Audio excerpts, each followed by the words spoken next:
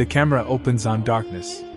Then, slowly, a single match strikes, illuminating the face of a young scholar in 9th century Baghdad. The flame catches the edge of a manuscript, geometric diagrams dancing in the firelight. He blows it out quickly, protecting the precious text. This is Ahmad ibn Musa, and he has just committed what some would consider heresy. He is about to translate a Greek scroll into Arabic, preserving knowledge that Christendom has forgotten. Quick, name a scientist from 1,000 years ago. If you said Galileo or Da Vinci, you're 500 years too late. But what if I told you that while Europe was in the Dark Ages, one civilization was calculating the Earth's circumference to within 200 miles of accuracy? That they had mapped the stars, invented algebra, performed cataract surgery with hollow needles, and developed a theory of light that wouldn't be matched for 600 years.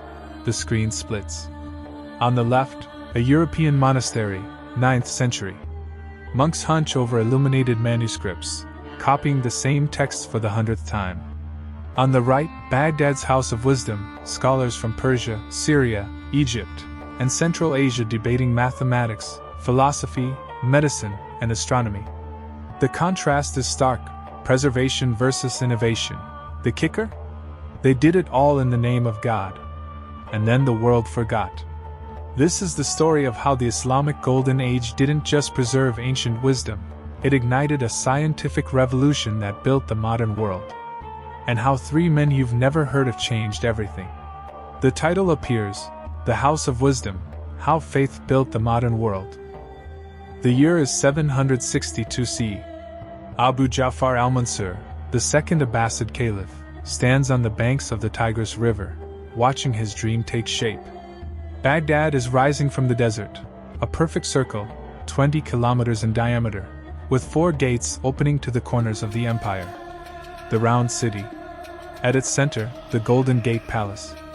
But al-Mansur isn't just building a capital. He's building a statement: Islam is here to stay, and it demands precision. Dr. Emily Salov, Islamic Studies, Exeter University. The Abbasids came to power in 750 CE, and they faced a fundamental challenge.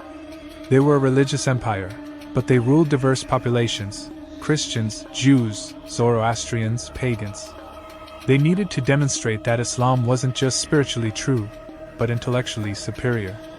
That meant engaging with the great traditions of learning: Greek philosophy, Persian administration, Indian mathematics, Babylonian astronomy.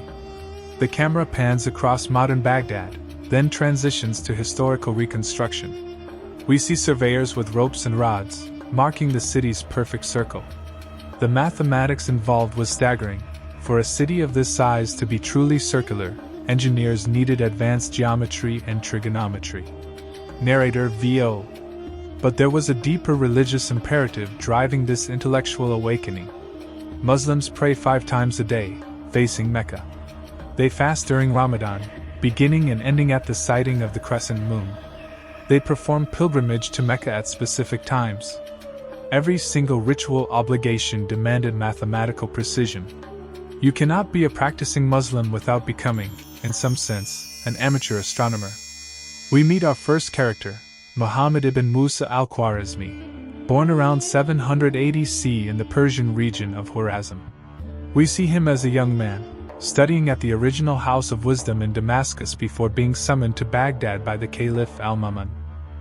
The House of Wisdom, Beit al-Hikmah, wasn't a single building but an institution, a state-sponsored academy that reached its peak under Al-Ma'mun, ruled 813 to 833. The Caliph was obsessed with Greek learning, particularly Aristotle and the Hellenistic scientists.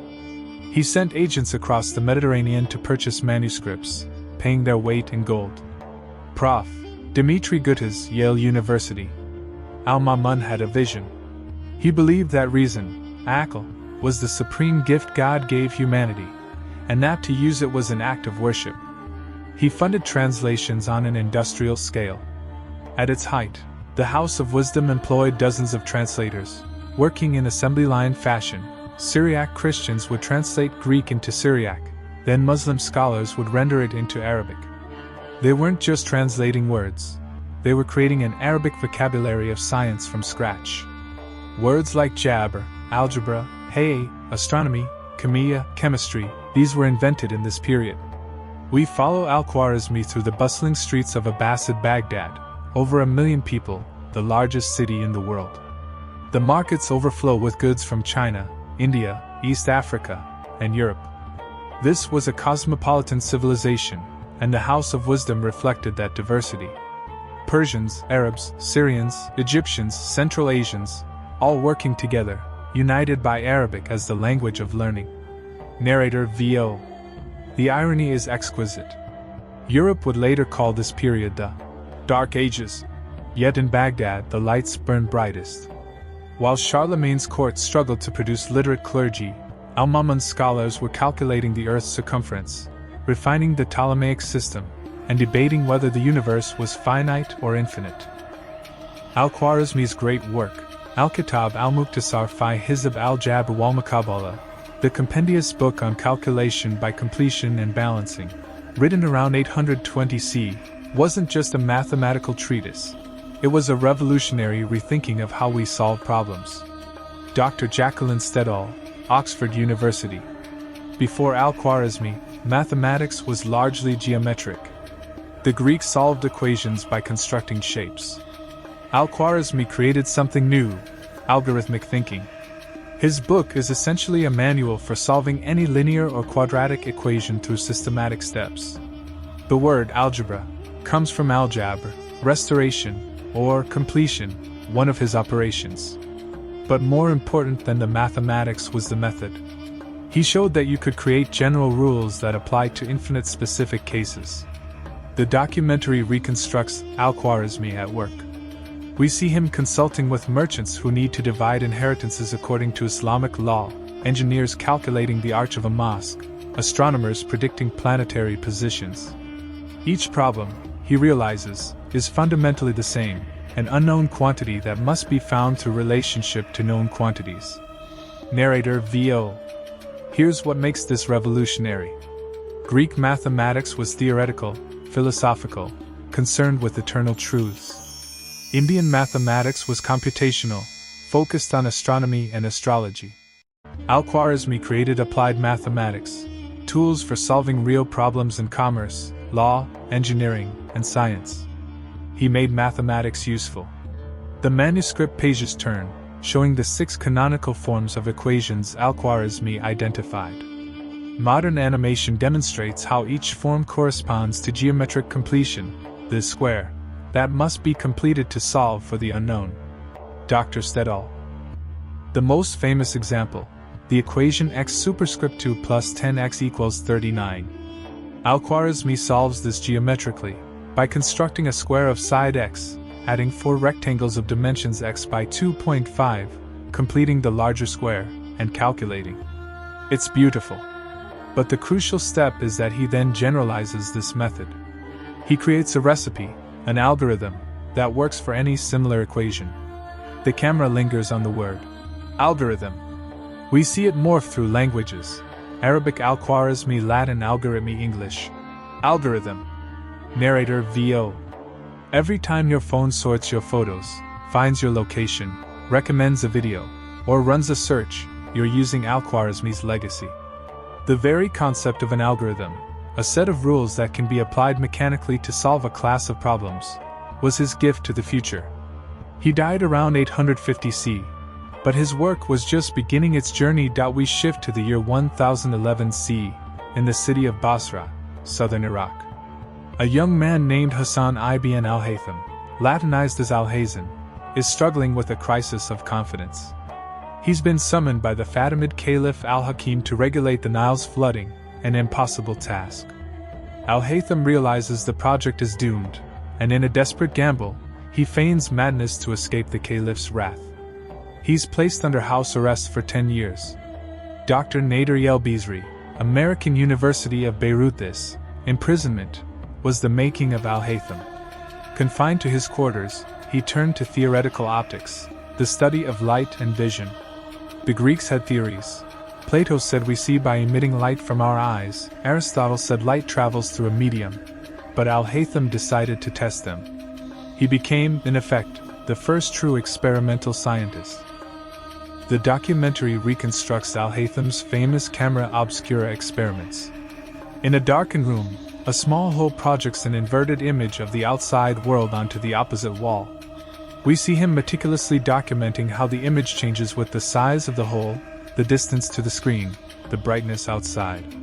Narrator VO. The camera obscura, Latin for dark chamber, wasn't Al-Haytham's invention. Chinese scholars had described it centuries earlier. But Al-Haytham did something unprecedented.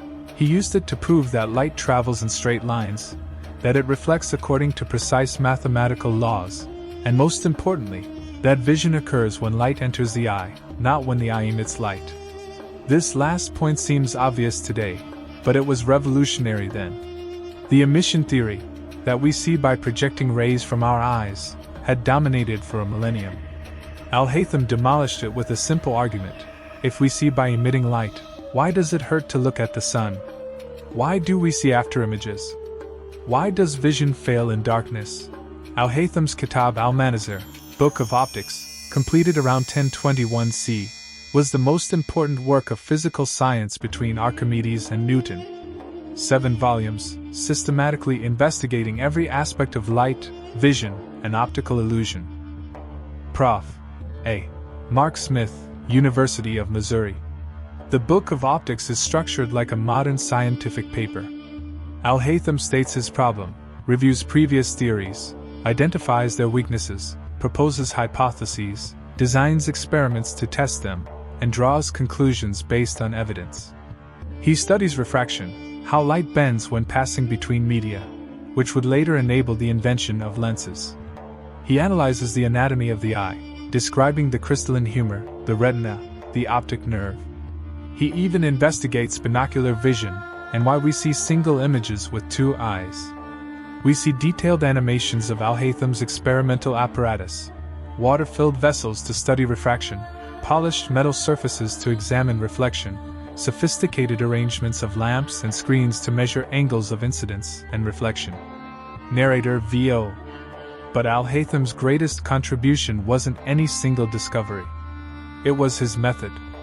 He insisted that physical theories must be verified through controlled experiment, not just logical argument or authority.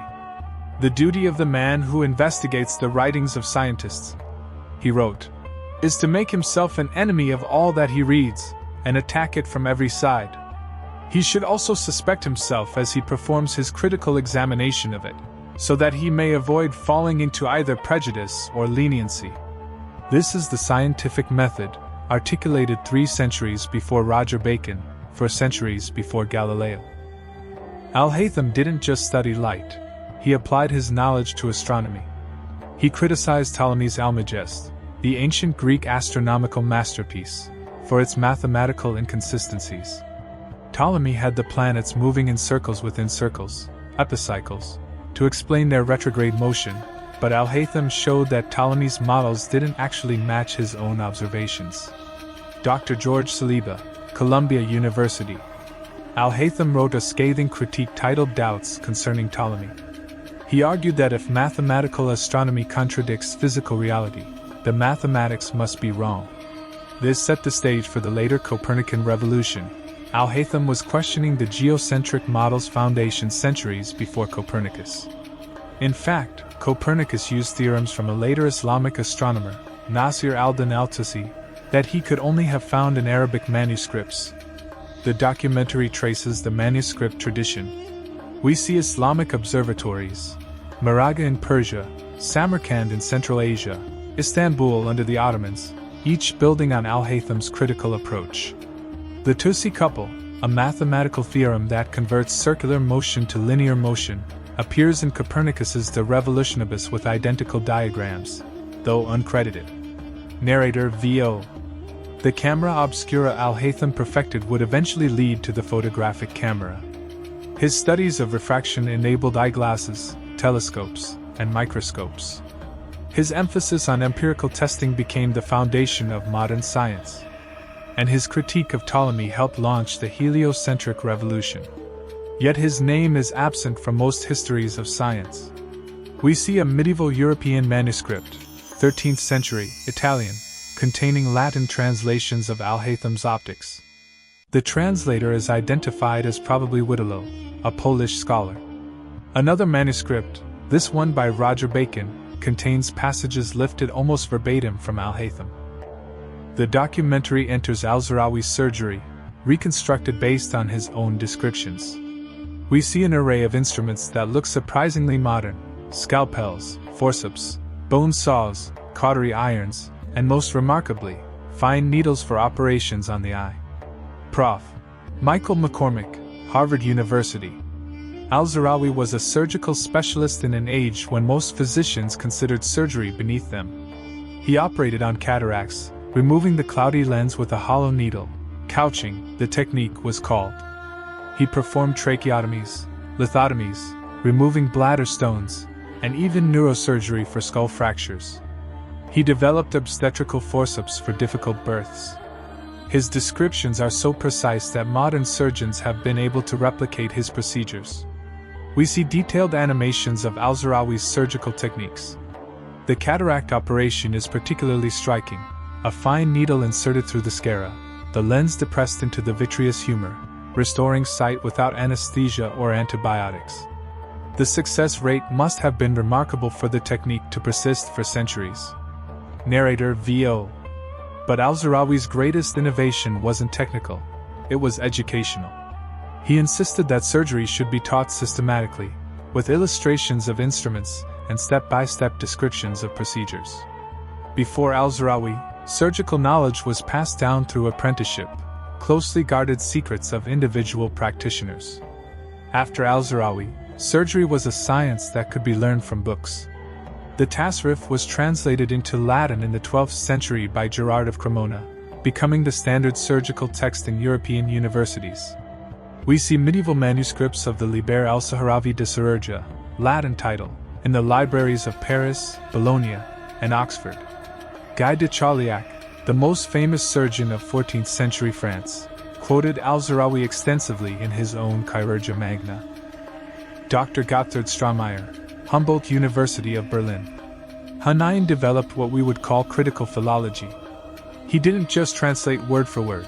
He studied the subject matter so he could accurately convey technical concepts. When he couldn't find an Arabic equivalent for a Greek term, he coined new words or transliterated carefully. His translations became the standard versions, studied for centuries. A crucial enabling technology: paper. The Chinese had invented it centuries earlier, and it reached the Islamic world through the Battle of Talas in 751 CE, where Chinese papermakers were captured and brought to Samarkand. By the 9th century, paper mills operated across the Islamic world, from Central Asia to Spain. Dr. Jonathan Bloom, Boston College. Paper was cheaper than parchment, and far more abundant than papyrus. It enabled the production of books on an unprecedented scale. A single manuscript on parchment might require the skins of hundreds of animals. The same text on paper cost a fraction of the price. This democratized knowledge. Students could own their own copies of textbooks, scholars could compile large reference works, libraries could accumulate thousands of volumes. The documentary shows reconstructed paper mills, that men dipping screens into pulp, pressing sheets, hanging them to dry. The technology spread westward, to Baghdad by 795, Damascus by 1100, Egypt shortly after, then Morocco and Spain. By the 12th century, paper was being manufactured in Europe, first in Muslim Spain, then in Italy, but the Islamic world had a 3-century head start. Narrator V.O. With paper came new forms of publication. The epistle, Risala, became the standard format for scientific communication, a focused treatise on a specific problem, circulated among scholars for comment and critique. This was scientific peer review, medieval style. Al-Biruni and Ibn Sina, two of the greatest minds of the age, conducted a famous correspondence debating Aristotelian physics, their letters traveling between Central Asia and Persia. The Islamic scientific community was extraordinarily diverse. Muslims, Christians, Jews, Zoroastrians, and pagans collaborated. Persians, Arabs, Syrians, Egyptians, Berbers, Turks, and Spaniards contributed. Women participated as patrons, students, and occasionally as scholars in their own right. We encounter Lubna of Córdoba, a 10th century Andalusian slave who became a skilled calligrapher, librarian, and mathematician, serving at the court of Abd al-Rahman III, and Fatima al-Fihri, who founded the University of Al-Qarawiyyin in Fez, Morocco, in 859 CE, the oldest continuously operating educational institution in the world. Dr. Sarah Scimitar, SOAS University of London. The Islamic world didn't have universities in the modern sense, degree-granting corporations with fixed curricula. Instead, it had networks of learning, mosques with attached schools, madrasas for higher religious education, court academies, hospital schools, and private study circles. A student would travel from teacher to teacher, collecting ijazas, certificates of permission to transmit specific texts. This created a decentralized but rigorous system of credentialing. Our narrative has focused on three giants, Al-Khwarizmi, Al-Haytham, Al-Zahrawi, but they stood in a forest of genius.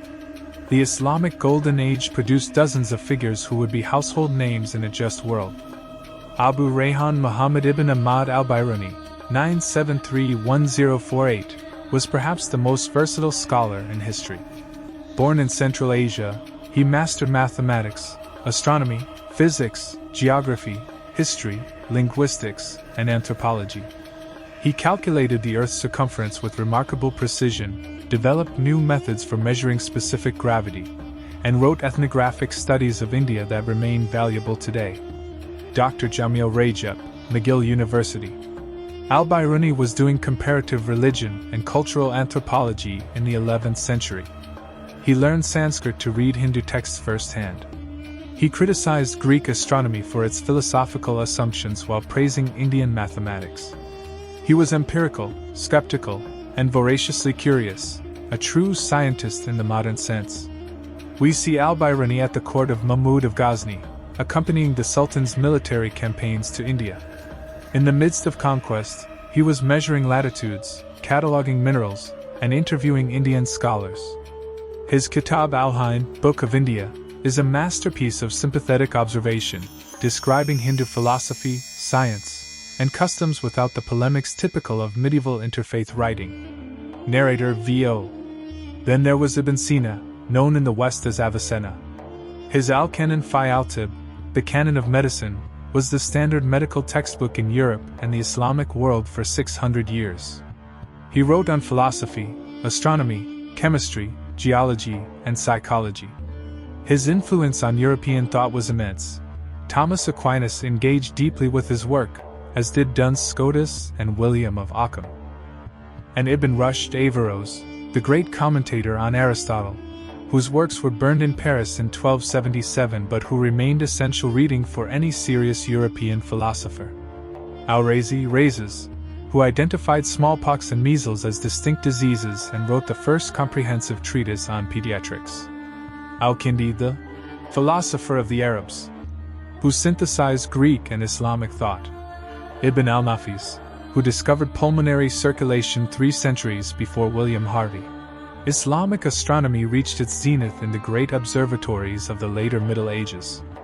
The Maraga Observatory in 13th century Persia, founded by Nasir al-Din al-Tusi, represented a new scale of scientific institution, state-funded, with permanent staff, specialized instruments, and a clear research program. Dr. Saliba. The Maraga astronomers were not content with Ptolemy's models. They developed new mathematical techniques, the Tusi couple, the Urdi lemma, the Ibn al-Shatter models, that eliminated some of the inelegant devices of Ptolemaic astronomy. These innovations were transmitted to Europe and appear in Copernicus's work. There's growing evidence that Copernicus knew Islamic astronomical sources, possibly through Byzantine intermediaries. The Ulugh Beg Observatory in 15th century Samarkand was even more ambitious. Its massive meridian arc, used to measure solar and stellar positions, was the largest astronomical instrument of the pre-modern era. Ulugh Beg himself, a Timurid prince, was an accomplished mathematician who calculated star positions to unprecedented accuracy. Narrator V.O. These weren't just astronomical programs. They were multidisciplinary research centers.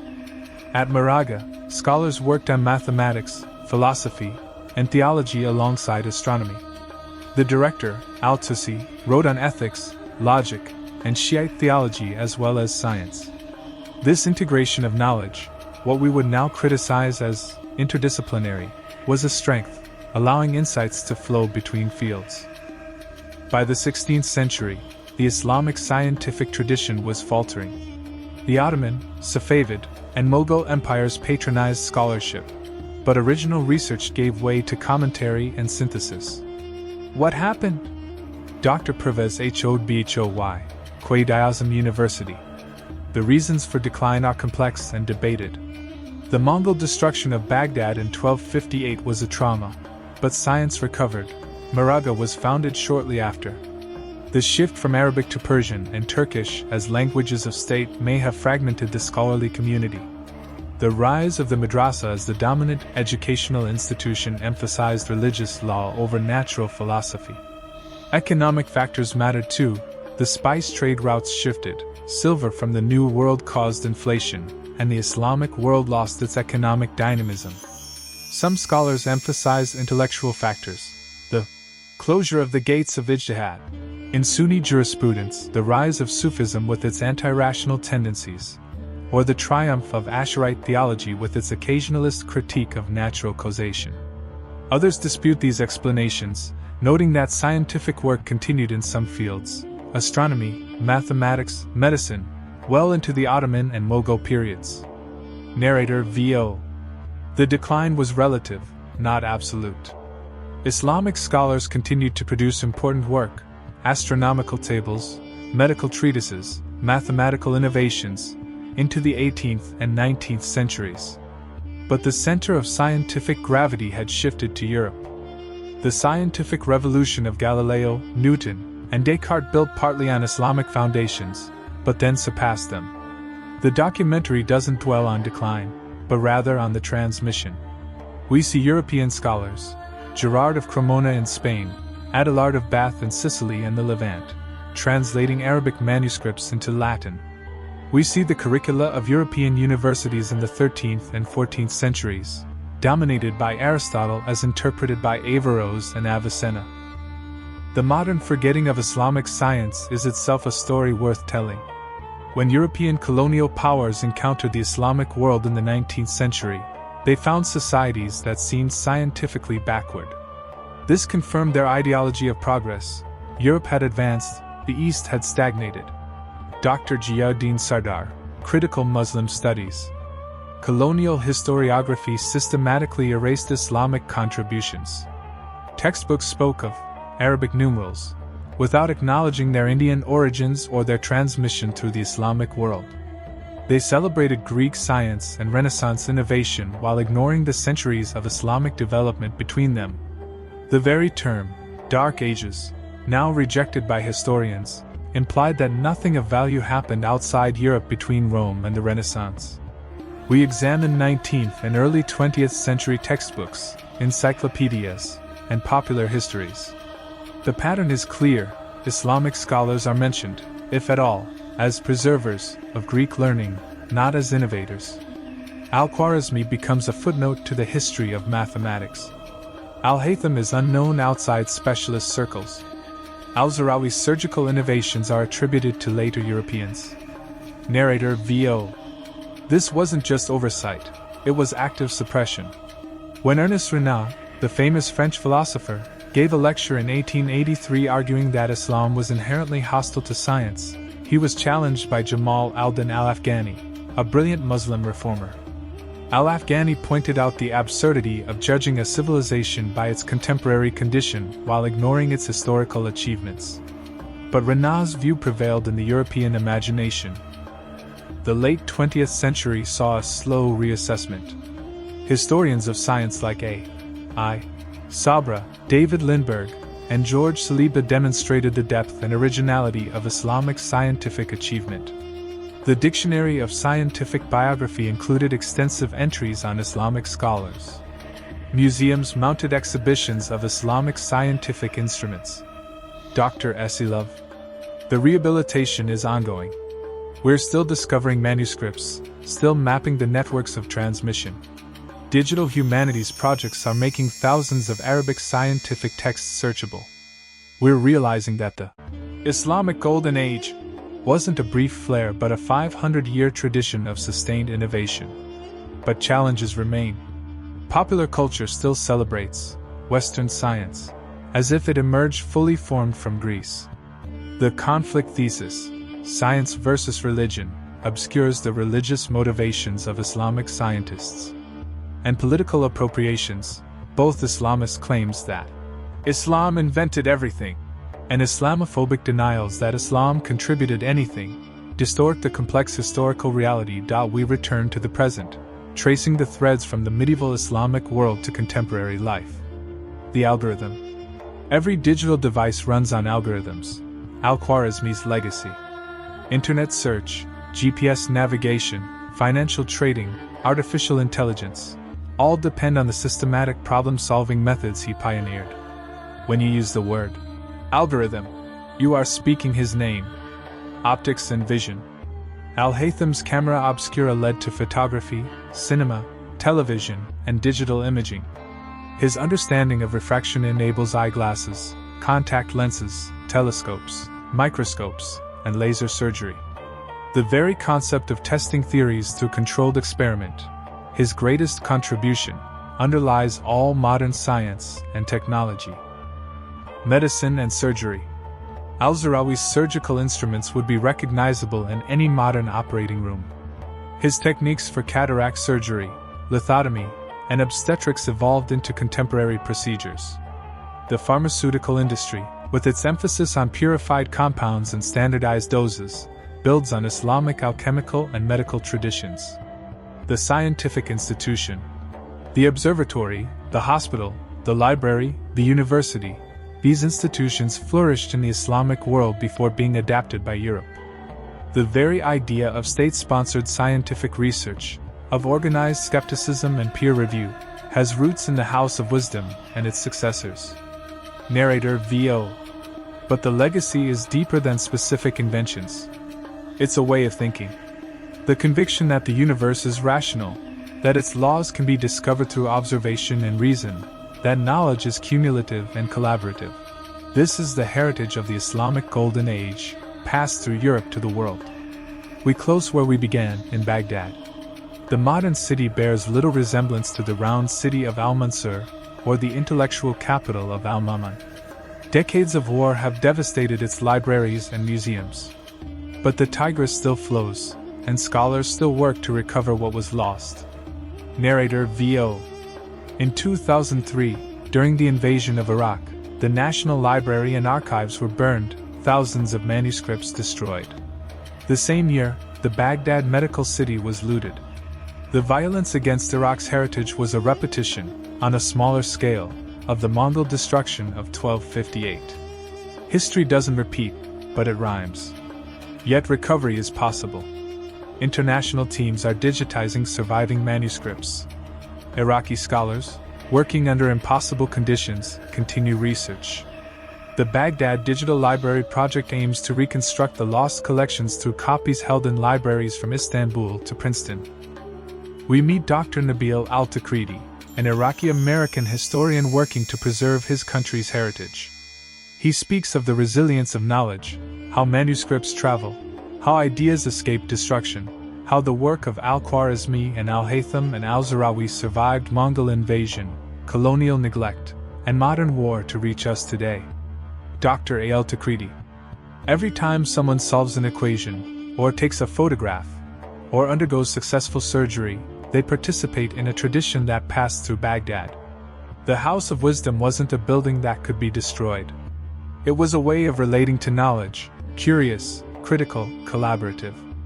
That house can be rebuilt, anywhere, anytime people commit to understanding their world. The final shots are of students, in Baghdad, in Cairo, in Laham in northern Mesopotamia, in Istanbul, in Fez, in Cordoba, studying mathematics, medicine, astronomy. The chain of learning continues. Narrator VO. The Islamic Golden Age ended, but it didn't fail. It succeeded beyond measure, transforming human knowledge and laying foundations for the modern world. Its greatest monument isn't any building or book, it's the method of science itself, the conviction that we can understand our world and improve our condition through patient observation and bold reasoning. That monument stands. And it's open to all. The credits roll over images of Islamic manuscripts, scientific instruments, and modern technology, ancient astrolabes beside GPS satellites, Arabic mathematical texts beside computer code, Al-Zahrawi's surgical tools beside robotic surgery systems.